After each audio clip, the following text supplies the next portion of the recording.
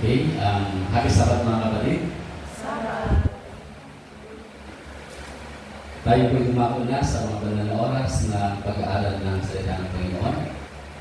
Ang lahat po ay nawa ay mahanda na sa ating pagpakikinig ng salita ng Panginoon. Maraming salamat po dito sa Bulbulala Church sa inyong pagtanggap, as well as sa bawat isa na dito ngayon sa ating Sabbath. Mga kapatid, ang ating pong pag-aaral ay nagsila. Ito po ay sangayon sa karakter ng ating Panginoon. Ang text po natin naibigay at binigay ng Panginoon, kamatagay po sa 1 Samuel chapter 13. Ang title po ng ating pag-aaral sa ngayon ay The Man After His Own Heart. Tagalog, ang tao, ang lalaki na ayon sa puso ng Panginoon. Question mga kapatid, sino po itong lalaki nito na ang kanyang puso ay sang-ayon sa puso ng Panginoon? Sino po siya? Okay, samahan po ninyo ako sa 1 Samuel chapter 13. And I hope na meron po kayong mga dalang Bible para atin mabuksan. Mabasahin ko po ay Tagalog sa ka-English. Okay? Sa Ilocano, kayo na po bahalang mag-explain. Okay? Sabi dito, sa English, ito po ay sinabi ng Panginoon kay Samuel na sabihin kay Saul. Si Saul ang hari ng Israel. Pero, si Saul ay hindi sumunod sa Panginoon. Kaya sabi niya ganito, But now, thy kingdom shall not continue. Ano sabi ng Panginoon kay Saul? Yung kanyang kaharian ay hindi na magpapatuloy. The Lord hath sought him a man after his own heart, and the Lord hath commanded him to be captain of his people, because thou hast not kept that which the Lord commanded thee. Mga minamahal na kapatid, ang mensahe nito ay mensahe din sa lahat sa atin. Okay po? The moment na ating pong puso ay hindi sumang-ayon sa kalooban ng Panginoon, sabi ng Panginoon, ngunit ngayon, hindi matutuloy ang iyong kaharian. Tama po ba? Kapag yung ating pong karakter ay hindi maging kasang-ayon ng karakter ng ating Panginoon, ito po ba ay makapasok sa kaharian ng langit? Hindi. Bakit? Kasi ang ating Panginoon naghahanap ng kasang-ayon sa kanyang puso. Okay po? Sabi diyan, sapagkat, sabi niya, ang Panginoon ay humanap para sa kanya ng isang lalaki na ayon sa kanyang sariling puso. Question. Di ba kanina sa lesson ni Brother Leo, nung nagpagawa ang Panginoon ng sanctuary, ito ba isang ayon sa pattern, Brother Leo? Di ba? Sabi ng Panginoon kay Moses, and that he shall make me a sanctuary according to the pattern.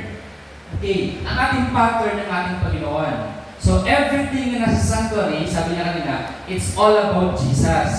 Tama po ba? Simula sa altar, o burnt offering, laver, the 7 golden candlesticks, tama? The table of shewbread, the bread, the light, the oil, the altar of incense, hanggang sa most holy place, yung Ark of the Covenant, the angel, the mercy seat, the law of God, lahat ng iyon ay tumutukoy nito kay Jesus. So sabi ni Jesus, if ever merong mag-rule sa aking kingdom, sa kingdom ng Israel, it should be a man after my own heart. Tama po ba? Tama po ba? So kinakailangan ba ganoon din tayo?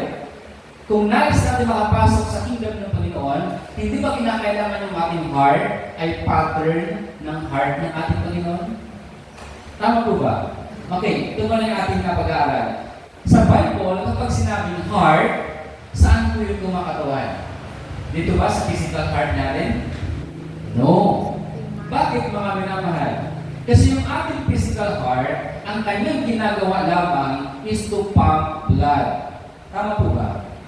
Meron ba siyang kinalaman sa ating character, yung ating heart? The only work of heart is to pump blood. Okay. So pag sinabing heart sa Bible, ito po ay rhetoric. Meaning, it means mind. Okay po? Pag sinabing heart sa Bible, it means our mind, hindi rin brain. Brain ay yung ating physical structure ng ating mind. Mind is what within the brain. Are you with me? Tama po ba? Pag sinabing brain, yun ay yung physical structure. Yung hypothalamus, di ba? Yung ating po frontal lobe, yun po yung brain. Pero pag sinabing mind, it is what is inside of your brain. Yung process, yung diwa sa ating mind, sa ating brain. That is what we call heart. Nanuwaan po ba? Okay? Nanuwaan po ba? Sa ating tingnan. Samahan ako sa aklat ng Proverbs. Proverbs chapter 23. Sabi nito, sa verse number 7, for as he thinketh in his heart. So, ano ginagawa ng heart? Nag-iisip, di ba? For as he thinketh in his heart, so is he. So, ano ginagawa ng heart? Nag-iisip o nagpapump? Nagpapump, di po ba? So, ano ibig sabihin ng heart dito? It is the mind. Because the mind is the one that thinketh. Tama ba? So, sabi ni Solomon, sapagkat kung ano ang iniisip niya sa kanyang puso, yun siya. So, heart means mind. Tama po ba? Tama? Okay. Ano nasa loob ng heart? O nasa loob ng mind, sabi ng Bible, all the issues of life. Ano meron sa mind natin? Yung iba sa atin nag-iisip, anong kakainin ko bukas? Yung iba naman, ano kaya? Meron ako pang-enroll next SEM? Yung iba naman, saan ako pupunta next week? Diba? Marami tayong mga issues sa ating mind. Sa ating mga personal issues, marami. Meron akong kahinaan, maggamitin ako ay meron kasalanan, meron akong problema sa kapatid ko, sa magulang ko. So we have all the issues. Tama po ba? Nasaan yun? Nasa heart? Wala. Kasi ginagawa ng heart, simply to pump, pump, pump, pump. Tama? Love. Yun ang gawain ng heart. Ang gawain niya, to push the blood para mag-circulate sa ating pong system. Pero yung heart na tinutukoy doon, a man after my own heart, it means the mind. Sabi dito, sa aklat ng Proverbs chapter 4 and verse number 23, sabi diyan, keep thy heart with all diligence. Ano daw po? Ingatan mo ang iyong puso ng buong sikap. Why? For out of it are the issues of life. So anong ibig sabihin ng heart? Ano ibig sabihin ng heart? Mind. Because what? In mind, nandito sa ating mind, yung issues natin. All the issues of life ay nasa mind natin. Tama po ba? Okay, ating balikan yung sabi na 1 Samuel chapter 13. Okay? So dito, ating i-emphasize yung character ng Panginoon. Question, si David pa, saka ang Diyos, meron silang parehas na karakter? Meron ba? Ano sabi niya? A man after his own heart. So, ibig sabihin si David, saka ang ating Panginoon, same ng karakter? Are they the same? Hindi. Hindi po.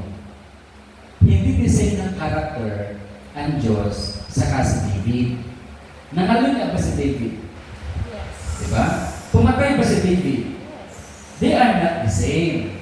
Tama ba? Ano ibig sabihin nun na they have a man after his own heart? Ang ibig sabihin ko nun, si David, although siya ay sinner, naghangad siya na magkaroon ng bagong puso. Tama po ba? Kasi ang gusto ng Panginoon, kamuhian natin yung ating pong self. At naisip natin na magkaroon tayo ng new heart. Tama po ba? Lahat ba ng tao gusto magkaroon ng new heart? Hindi.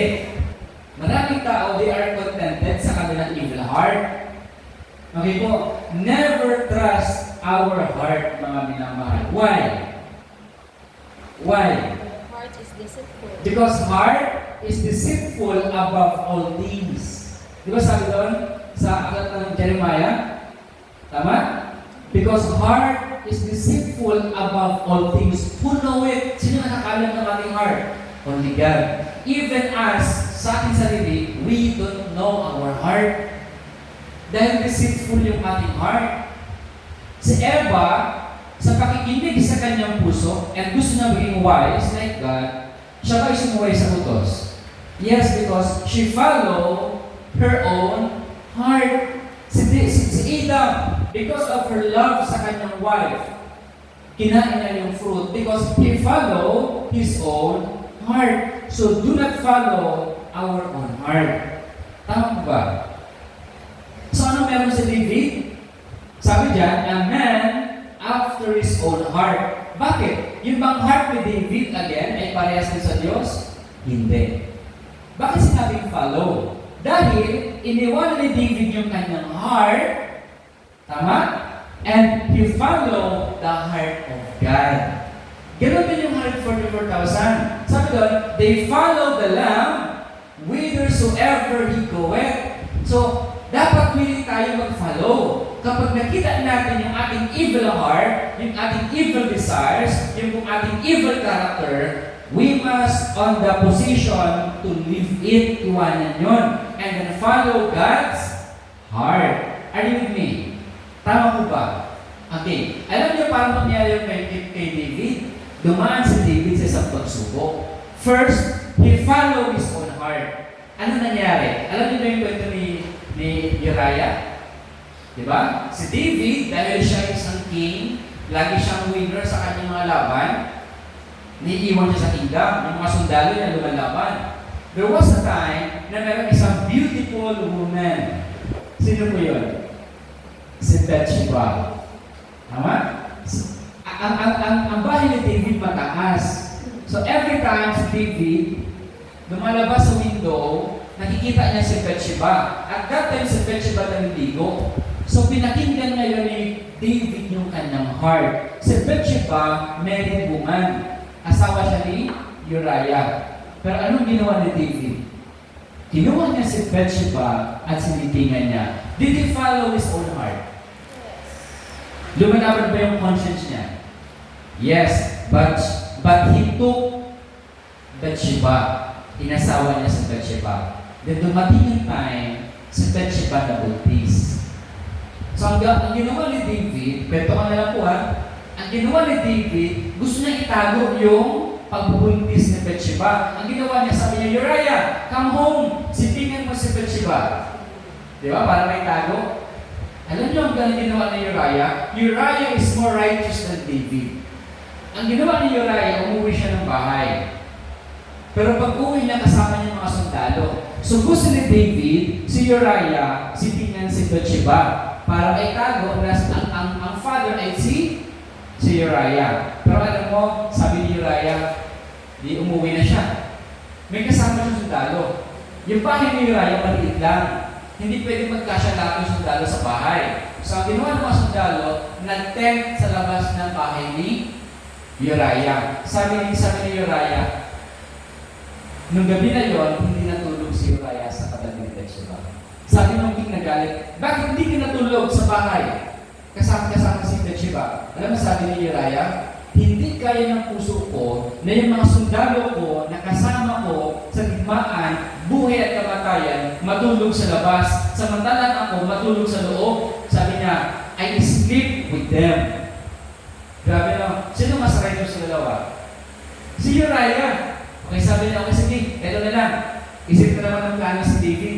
Okay, ito sulat. Ibigay mo ito kay Joab, yung leader, yung general. Ibigay mo sa kanya yung sulat. Ano naman ang sulat? Nakalagi sa naman ang sulat. Pag naibigay niya dun sa general, sabi doon, ilagay mo si Uriah sa pinakaharapan ng war para mamatay siya. Tigas ng ulo ni Uriah, di ba?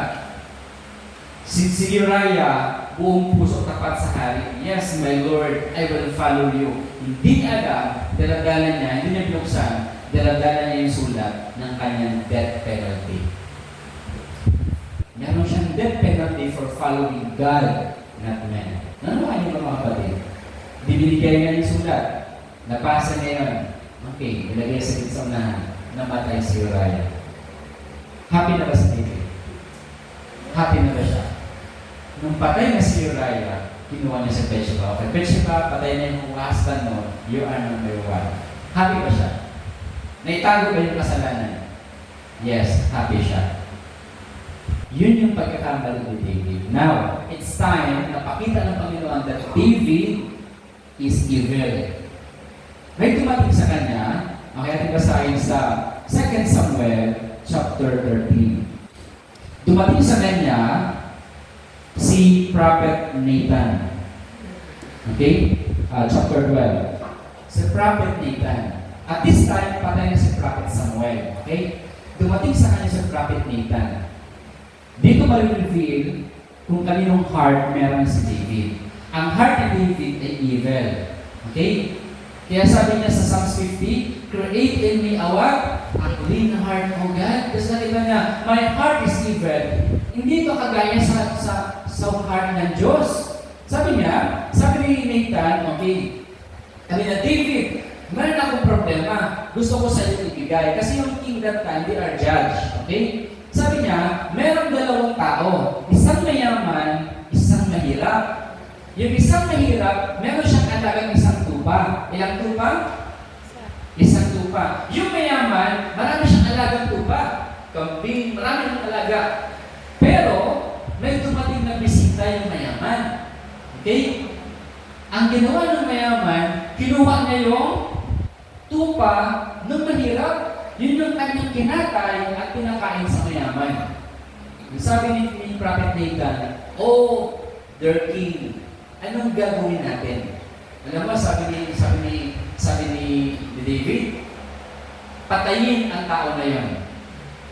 Yun ang sabi niya. At kung yung kanyang ginawa isang tupa, bayaran ng 4. Yun ang kanyang judgment. Question. Kaninong judgment yung kanyang niligay? Is that judgment of God or judgment of man? So gusto ko ipakita sa inyo that the heart of David is evil. Pero sabi ng Biblia, kukuha siya ng what? Ng lalaki, a man after his own heart. Si David yun, yung pinili ng Panginoon na maging lalaki na ang puso ay kagaya ng puso ng Panginoon. But over here, nakita natin, ang heart ni David evil. Tama ba? Tama ba? Ang heart ni David evil. Sabi dito sa sa verse 5. At ang galit ni David ay nag-alam na mainam laban sa lalaki at sinabi kay Nathan, buhay ang Panginoon, ang lalaki na gumawa nito ay karapat-dapat mamatay. Yun ba ang kanyang judgment? Yun ba? Tama? At isauli ang kordero na may dagdag na 4 pa sapagkat kanyang ginawa ang bagay na ito sapagkat hindi siya naawa.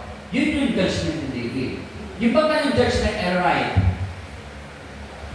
Tama, di ba?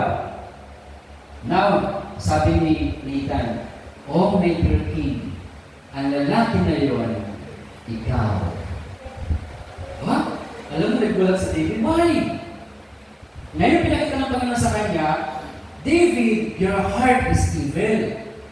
Ikaw yun, sabi na ni Nathan. Kita mo si Uriah, nagigisa na lang yung asawa niya, kinuha mo pa at pinatay mo si Uriah. Now, nakita ni David, oh my God, I am evil. Tama. Yung judgment na binigay niya para sa lalaki na yun, ay judgment para saan? Sa kanyang sarili. Now, he need to die. Pero pinakita ng Panginoon yung judgment niya. Ano nga ang judgment ng Panginoon? Mercy. Ano sabi ni Nathan sa kanya? Sabi niya sa verse 13, at sinabi ni David kay Nathan, ako'y nagkasala laban sa Panginoon. Nakita niyo ba yung kanyang sin? Nakita niyo yung kanyang sin? Dito gusto ng Panginoon that we may see our evil heart because somehow we are right in our own eyes. Yung ating mga kapatid, ginadjudge natin wrongfully, di ba? We judge them, buti na sa kanya, buti na sa kanya. Pero sabi ni David, I have sinned against the Lord. Pero ano sabi ni Nathan? The Lord put away thy sin, thou shalt not die. Is that justice of God? Ngayon nakita ni David, oh, may goodness, oh my God. Ginagamit ko yung word oh my God in a holy emblem. Okay po? Kasi talaga nakita niya, napakabuti ng Panginoon. Imagine, I give my judgment, pero yung judgment niya para sa akin pala, but God is so good. Amen po ba? Anong sabi ng paglilitan? Because you confess your sin, because you repent of your sins, now, God forgive you. Amen po ba doon? Alam niyo ang tawag doon? Mirror principle. Sa golden rule, what you do to others, it will be do unto you. Tama po ba? So, ang ating Panginoon ay very merciful. Sabi niya, David, hindi ka mamamatay. Pinatawad ka ng Panginoon. Somehow, we are like David. Not somehow, always, we are like David. We judge wrongfully to our neighbor. But be of good cheer. Pag tayo nagkasala, lapit ka sa Panginoon, tama? Hingin ng tawad, then He is merciful. Na-learn ngayon ni David yung bitter way, yung hard way, na sabi na, okay, yung aking palang karakter mali. Tama? Then sabi niya, sa aking ng awit, nag-pray siya ngayon. Ito yung kanyang prayer. Sabi niya sa awit 51, Psalms 51, ito yung kanyang prayer pagkatapos niyang makita yung kanyang kasalanan. Di ba? Kasi may subtitle sa taas, sa Pangulong Marmugto, awit ni David, ng sinita ng propeta ay dumating sa kanya. Itong Psalms 51, ito yung prayer ni David. Sabi niya, maawa ka sa akin, O Diyos, ayon sa iyong kagandahan loob, ayon sa karamihan ng iyong malamanin na kaawaan, ay pinawit mo ang aking pagsalansang. Very thankful si David ba? Tama ba? Thankful siya kasi yung death penalty, di ba king siya? Sabi niya, death penalty, pwede ba i-apply sa kanya? Pwede. Pero sa Nathan, sabi niya, no, you are forgiven. Hindi ka na mapupunta sa death penalty. You are forgiven. Sabi nito, hugasan mo akong lubos sa aking kasamaan at unisin mo sa aking kasalanan sapagkat kinikilala ko ang aking pagsalansang at ang aking kasalanan ay laging nasa harap mo. Kanya bang kinilala yung kanyang kasalanan? The acknowledgement of sin. Naniwala pa siya sa forgiving grace ng Panginoon. Nag-confess pa siya ng kanyang sin. Yes. Sabi pa nga niya dito sa verse 5, narito, ako'y inanyuan sa kasamaan at sa kasalanan ay ipinagli ako ng aking ina. So yung bang kanyang heart evil? Tayo ba ay gano'n? Tayo ba inanyuan sa kasamaan? Tayo ba ipinagli sa kasalanan ng ating ina? Tama ba? May mga anak na pinagli sa tinuguan. Yung tinuguan pa ay good. Ha? May mga anak na pinagli sa alimango. Yung pagka nagbubulbis na yung nanay, diba? Gusto ng alimango. Ano alimango sa Ilocano? Ano yung alimango sa Ilocano? Ha? Kimpi? Kasag? Ano yan? Kimpi, kasag, diba? Sa amin alimango. So, may mga tayo na pinagli sa kasamaan. Tama? Ganun tayo eh. So, lahat tayo pinagli sa kasamaan. Pero ano sabi ni David? Pwede ba niya justify na kasi Lord, pinagli ako sa kasamaan eh. Ito sabi niya, dahil ako'y pinagli sa kasamaan, sabi sa verse 6, narito, ikaw ay nagnanasa ng katotohanan sa mga loob na sangkap. At sa kubling bagay ay iyong ipapakilala sa akin ang karunungan. Kahit tayo pinagli sa kasamaan, sabi nila ni David, naghahanap ka pa din ng katotohanan. Pwede ba siya makakuha ng katotohanan sa atin? Hindi pa din. So, anong prayer ni David? Sabi niya, linisin mo ako ng hisopo at ako'y magiging malinis. Hugasan mo ako at ako'y magiging lalong maputi kaysa niyebe. Then sabi niya sa verse 10, create in me a clean heart, O God. Kasi walang makitang good ang Panginoon sa puso natin. Meron ba? Meron ba tayong goodness sa ating heart? No. Wala tayong goodness. Wala tayong goodness sa ating heart. So, ang ating prayer is what? Lord, create in me a clean heart, O God. Doon nakagawa na ng Panginoon, alam niyo pa para nakagawa pa rin ng clean heart sa atin. Hindi naman siya magagawa ng bypass operation o or heart transplant. Walang gano'n, tama? Ang gagawin niya lang ay simply, He wants us to realize that our heart is evil. And then after that, we are to pray for a new heart, meaning a new mindset. What is heart? Mind. So, kinakailangan mag-pray ka, Lord, bigyan mo ko ng bagong mind. Yung mind na hindi nag-iisip ng masama. Yung mind na mapagtiisin. Yung mind na long suffering. Yung mind na ticket ng evil. Yung mind na punong-puno ng love. Okay po ba yun? Tama ba? So, humingi si David ng bagong mind. So, kapag bago yung ating mind, bago ba yung ating judgment? Hindi na ba tayo judgmental? Bago ba yung ating justice, di ba? Ano ba yung justice? Mercy. Ano yung judgment? Truth. So, now we have the new mind. Tama po ba?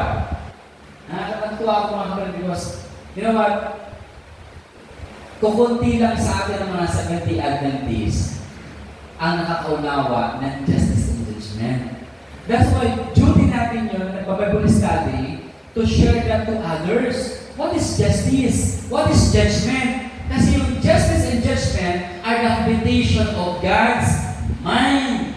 Nasa isip niya yun. So, kinakailangan yung ating heart maging pattern heart ng Panginoon. Kinakailangan magbago yung ating mind. Di ba naging nakalagay sa Romans chapter 12, verse 1 and 2? I beseech you therefore, brethren, by the mercies of God, that what? That He present your body as a living sacrifice, holy, acceptable unto God, which is your reasonable, what? Sa ginagawa yung reason? Sa mind. And be not conformed into this world, but be transformed by the renewing of your mind. So, humingi si David, Lord, give me a new mind. New mind or new heart? Ano ang heart sa Bible? Heart, that means mind. Create in me a clean heart, O God, and renew the right spirit within me. Ito yung kasi mga minamahal. If ang ating mind ay wrong, ang spirit within that mind ay wrong. Tama ba? So, ang ating mind ay new, ang spirit within that mind ay new. Tama po ba? That's why kung meron tayong old mindset, judgmental, yung spirit na meron sa atin, spirit of Satan. Tama po ba? Pero kung magbago yung ating mind, this is now the Spirit of God. Yan sabi niya, restore unto me the joy of thy salvation and uphold me with thy free spirit. Nabibilas po ba kayo so far mga kapatid? Amen po ba? Now, di ba, kahapon yung ating pag-aaral, hindi ang Diyos nag-rewind. Anong ginagawa niya? Nag-repeat, tama? Now dumating yung time, kay David, na kinakailangan ulit mag-judge. Alam niyo nangyari mga kapatid? Nangyari ganito. Dahil si David maraming asawa, dumami rin yung kanyang anak. Tama? Meron siyang isang magandang anak. Kaya na yung anak niya maganda? Si Tamar. Kailan yan? Si Tamar? Si Tamar ay anak kapatid ni Absalom. Sobrang ganda ni Tamar. And then si Amnon, anak din niya. They are a half brother, half sister. Si Amnon mga kapatid, na in love kay Tamar. Hindi sila pwede magsama because they are sisters, di ba? Brothers and sisters. Hindi sila pwede. So, ang ginawa ni Amnon, meron siyang mga foolish advisor. Nag-usap sila. Dumating sa point na mangyayari, re-rapin ni Amnon si Tamar. And then nangyari nga, nagulwari siya may sakit. Dinalaw siya ni Tamar sa loob ng room, na-rape ni Amnon si Tamar. See? Evil ba yung nangyari sa kanyang family? Evil. Result kasi yun. Consequence kasi yun. Tama? Nawin nangyari mga kapatid, nagalit si Absalom.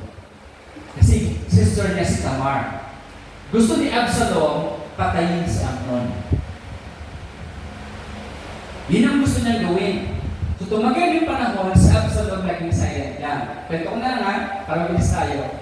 And then one time, si Absalom birthday. Sabi niya, okay. Pero sa loob ng puso niya, sa loob evil. Talagang gusto niya patayin si Amnon.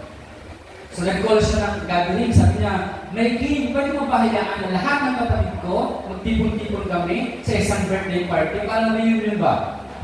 Si David naman, kasi yung heart niya, hindi nag-iisip ng masama, hindi niya nakita na merong evil si Absalom. Pumayag siya, okay, you go. Habang sila nagkakainan, nag-iinuman, pinatay ni Absalom sino?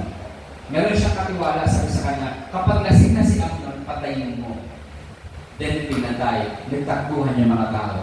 Si Absalom tumakbo din. Now si Absalom ay enemy of the state. Tama ba? Killer na siya. Ngayon ang nangyayari, si Absalom nagtago. Pinatawag ba siya ni David? Dumating yung time, si David mag-judge. Nagkaroon ng mga army si Absalom, nagkaroon ng army si David, nagkaroon sila ngayon ng battle. Alam mo, sabi ni David sa kanyang mga general, wag na wag ninyong papatayin si Absalom. See? Rebelde si Absalom, gustong patayin ni Absalom si David, pero ang sabi ni David, don't kill ever my son. He is my son. I am willing to die for my son. Nagbago na ba yung kanyang heart? Nagbago na yung kanyang heart. Then nagdigmaan. Si Absalom yung long hair, yung mahabang, mahabang buhok na anak ni David, nagdigmaan na yun. Natalo si Absalom, tumaka siya, sakay ng kanyang sasakyan, ng kanyang mule. Ano nangyari? Sumabit yung kanyang hair sa dahon, sa puno. Then hindi siya makaalis doon. Nakita siya ngayon ng mga sundalo ni David. Anong command ni David? Mapatayin. Si Absalom, gusto akong patayin. But me, no. Hindi ko papatayin si Absalom. Kasi yung heart ni David nabago na. Dati ang kanyang judgment, kill. Now, mercy. Tama? Nagbago na yung kanyang heart. Doon tinawag si David as a man after God's heart. Si mga kapatid, nakita ng mga sundalo si Absalom nakasabit. Ano bilang mga sundalo? Sabi ng mga sundalo, no, don't kill Absalom. Sabi ng king, don't kill Absalom. Dumating yung general. Sabi ng general, itong taong ito, loko tong taong ito. Gustong patayin yung king, pero yung king ayaw siyang patayin. Ako papatay sa kanya. See? Ano nasa puso ng tao na yan? Evil. Evil. And then, kanyang pinatay sa Absalom. Nung nalaman niyo ng king, alam mo gagawin ng king? Umiyak si David. Umiyak si David. Kasi na-learn ni David yung justice system ng Diyos. Totoong nagbago na si David. Kasi mga kapatid, David is a man after God's heart. Yun yung gusto ng Panginoon sa atin. Magbago tayo.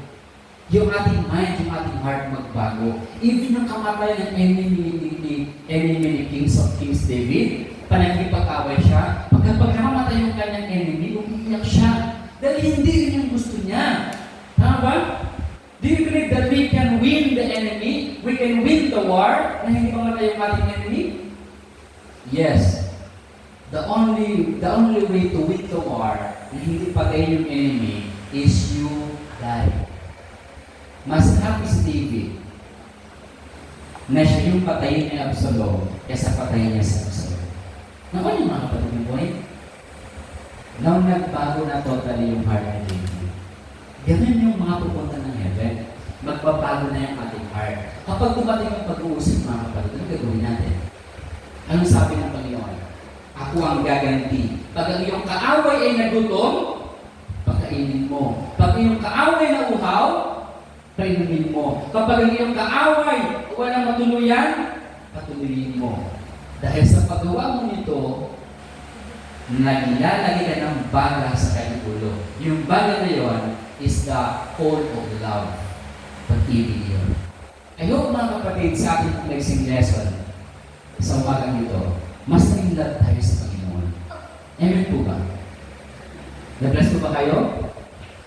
So, sino yung tao na ang kanyang puso ay kaparehas ng puso ng Diyos? Sino po yun? Si David. At saan galing na lineage si Jesus? Redeemed. Di ba? He is what? From the tribe of Judah. Saan? Sa linya ni David. Si mga kapatid, dumating ba yung time na nagharap face to face si Jesus at ang kanyang kaaway? Yes. Anong sabi ng mga tao, ng mga Pariseo, ng Saduceo? Anong sabi ng high priest sa mga sundalong Romano? Tako. Kill him. Crucify him. Crucify him. Okay. Anong sabi ni Jesus? Father, forgive them. They don't know what they do. Yun po ang puso ng ating Panginoon. Hanggat hindi natin makopya yung puso ng ating Panginoon, that we are willing to die than to kill, hindi po mag-manifest yung character of God sa atin. Jesus is more willing to die than to kill. That is the character of the heart of God. You see, some of the testimonies, last Jesus wasn't die of the cross. Hindi siya namatay because of the nail. Namatay ba siya dahil sa pako? Namatay ba siya dahil sa tusok dito? Namatay ba siya dahil sa bugbog? No. Sabi doon, He died of a broken heart. Ang kinamatay ni Jesus is a broken heart.